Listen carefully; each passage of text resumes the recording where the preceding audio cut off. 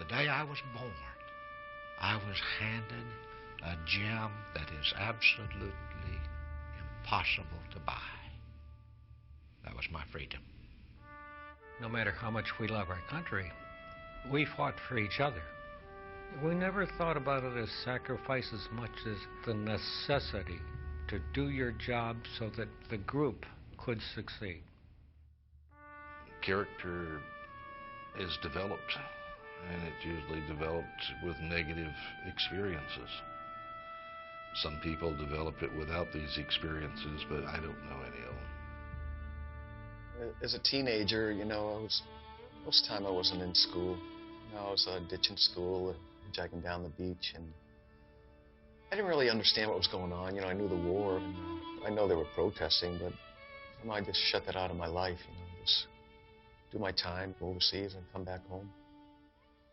On career day in my senior year, you know, all the services come to your high school. And I'll never forget that day. The Air Force recruiter got up and gave his pitch, and there were catcalls and hoots and hollers in the Army and the Navy, the same things. And then the Marine gunny, the recruiter, got up and said, "There's no one in this room that I want in my Marine Corps." But he epitomized what I thought the military was all about. And needless to say, I was one of the guys that lined up at his desk, and I joined the Marine Corps.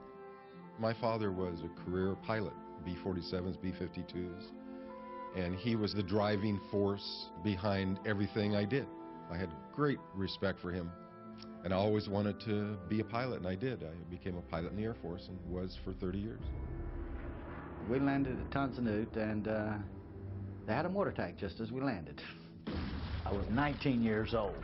What's this? What's going on? It was a very interesting welcome. I remember they opened up the back of the plane and like a big rush of hot, humid air. It's, you know, kind of caught you off guard and had an odor to it. I remember just being uneasy for a while.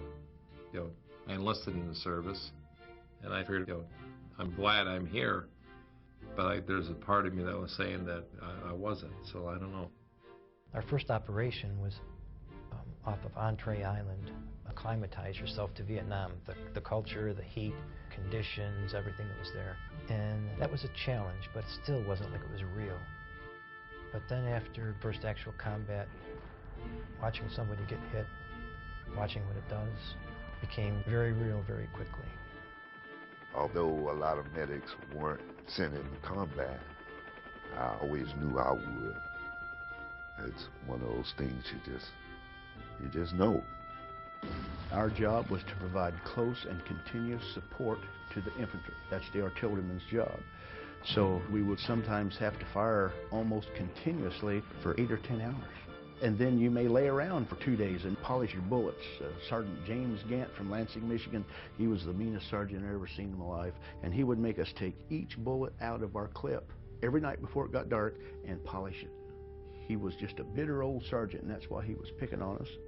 I remember they started filling me up with the rejects of all the other units. Probably 10 to 15 had graduate degrees. They were the speechwriters. And then a bunch of guys who'd been in the stockades. We were called the clerks and the jerks. And I used to think, my God, I have a few very, very smart guys and a lot of really mean guys. What a great group to go to war with. But it was a group that they were mine. The fight started, I had 2 platoons moving through that jungle. It was a rainy, miserable, cloudy day when we couldn't use air, artillery, anything else. It was nothing but a rifleman's fight. Early in that fight, I lost all my platoon leaders. The NVA were at the other end of the valley. Charlie Company walked into a 3-point ambush. All the hell broke loose. All I really wanted at that point was get out there and take care of my men. At that time, you had already threw in a grenade, and I guess I threw 2 out, and then about the third one I just covered up because there was no place to go or I'd have been gone. The prison we were in was the old French prison in Hanoi. Had some absolutely brutal torture sessions, and 2 or 3 times, frankly, I would have preferred to die. It was just like living in a bad dream. And I didn't think that I was probably going to see daylight, but I wasn't going to quit. You know, because I thought, well, if I don't do my job, those guys behind me ain't got a chance. I'm already shot in the hip. I can't move around that much. But then when I was hit in the face, my life had stopped at that moment. I didn't want to play anymore. I didn't want to take care of anybody, but then I had to come back and put myself together again, gather my composure. Then you get the horrible news that you hope you'd never hear.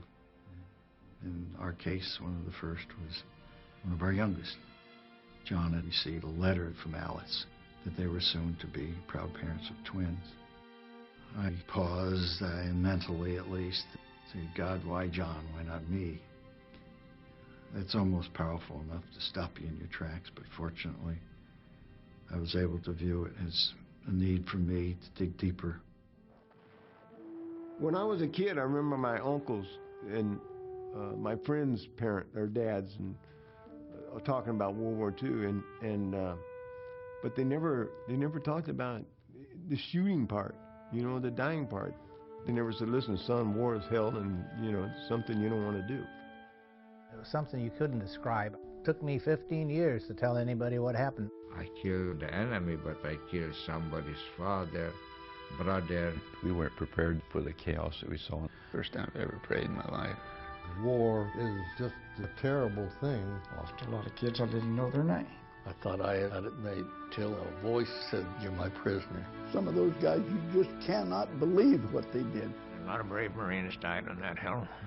I can never forget it. I do not find it easy to send the flower of our youth, our finest young men, into battle. But I know them all, every one. You can imagine what it's like to be a young person wanting to do a good job and being recognized by your service, your country. But an American soldier is somebody that's willing to make sacrifices for those on the left and the right. And you're willing to do that because you know they're doing it for you. And so you don't consider yourself special.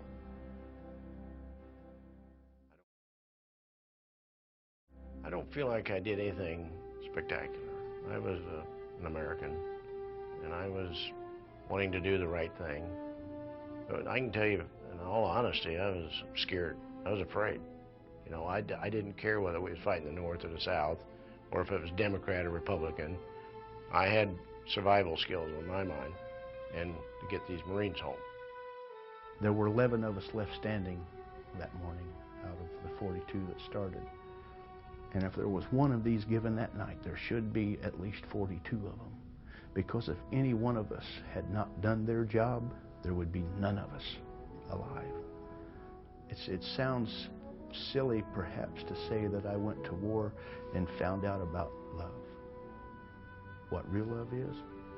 That night, when the enemy broke contact, I started crawling back to help those guys behind me when I came across my mean old sergeant again. He couldn't talk, but he'd picked his hand up. So I grabbed a hold of his hand and I looked down in his eyes. All these things that he had, polishing the bullets, the beehive rounds, sitting out in 100-degree heat with a blindfold. Sergeant Gant shared with us the things that he knew was going to help us survive. And when I looked down in his eyes, I knew that he didn't hate me, that he loved me. The Medal of Honor represents love. There are a lot of heroes in the military. During the time of war, there's a lot of sacrifices, and you can't sit around afterwards and try to compare medals. I know a lot of people braver than I am.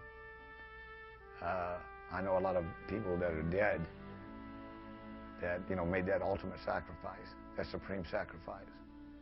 You can't get any braver than that. It was easy to earn. It's tough to wear. Because every time I put that medal on, I'm not representing just Ron Ray. I'm representing all those guys that was on the ground with me that day. Their lives, their wishes, their futures, all that was with me that day. It's hard for me to convey how important freedom is. And I didn't appreciate it, and I don't know that anyone can until they've lost it. It doesn't happen automatically. It's got to be re-earned by every generation, or at least every other generation. If you let it slip very long, it's gone. Freedom, that's the underlying reason, I guess, that I survived every battle that I was ever in Vietnam. I didn't want to lose that freedom. And so when I received that honor, I felt that I was sharing it with members of my family that had sacrificed their lives. And so I hold it very dear to my heart. When I got my award, and I first met some of these World War II recipients who are still here, they were much younger than I am today. But we have not changed as a nation as much as many people think. The notions that made us free in the first place, young people pledging everything that they had, including their lives, that's still alive. We've seen it in Iraq and Afghanistan just as much as we saw it in Vietnam or the Second World War. We are lucky to have young people like this who are willing to lay their lives on the line so that we could have what the United States has to offer. There's some words that are very difficult. Heroism, selflessness, courage, brotherhood. Those terms are very broad. Even if you're not in the military, you have to be willing to help wherever you need it, however you need it. There's a relationship that you just can't explain. That everybody who's ever been in that situation knows what it is.